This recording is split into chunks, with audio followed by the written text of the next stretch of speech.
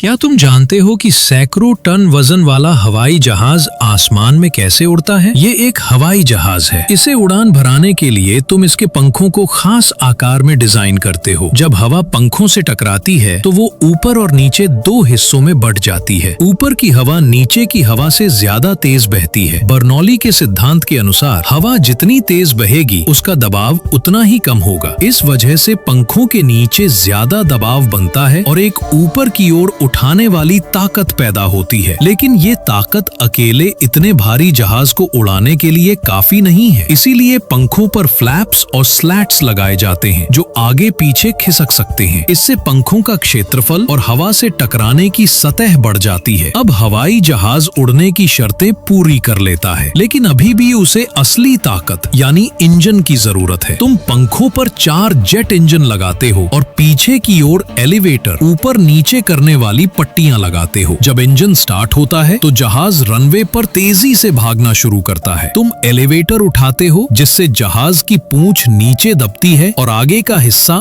ऊपर उठ जाता है। इस समय पंखों के स्लैट्स और फ्लैप्स खुल जाते हैं जिससे और ज्यादा लिफ्ट पैदा होती है। इसी ताकत के बल पर हवाई जहाज उड़ान भर लेता है और ऊंचाई पर चढ़ते हुए बादलों के ऊपर पहुंच जाता है। लेकिन सवाल है, हवाई जहाज हवा में मोड़ता कैसे है? इसके लिए पीछे की तरफ एक रडर दिशा बदलने वाली पट्टी होता है। रडर को घुमाकर जहाज मोड़ा जा सकता है, लेकिन ऐसा करने से अचानक झटका लगता है और यात्रियों को बहुत असुविधा होती है। इसीलिए तुम पंखों पर लगे एलरॉन छोटे छोटे हिलने वाले हिस्से को इस्तेमाल करते हो। जब दोनों पंख अलग अलग कोण पर झुकते हैं तो दोनों तरफ अलग अलग लिफ्ट पैदा होती है। इससे जहाज धीरे और संतुलित तरीके से मुड़ता है। रडर और एलरॉन दोनों मिलकर जहाज को स्मूथ मोड़ने में मदद करते हैं। अब जब तुम मंजिल पर पहुंचते हो तो इंजन की ताकत कम कर देते हो। जहाज धीरे धीरे नीचे आने लगता है। इस समय फ्लैप्स, स्लैट्स और एलिवेटर को संभालकर गति और कोण नियंत्रित किया जाता है। फिर लैंडिंग गियर पहिए खोले जाते हैं और जहाज रनवे पर धीरे से उतर जाता है। और बधाई हो, इस वीडियो से तुमने एक बड़ा यात्री हवाई जहाज चलाना सीख लिया।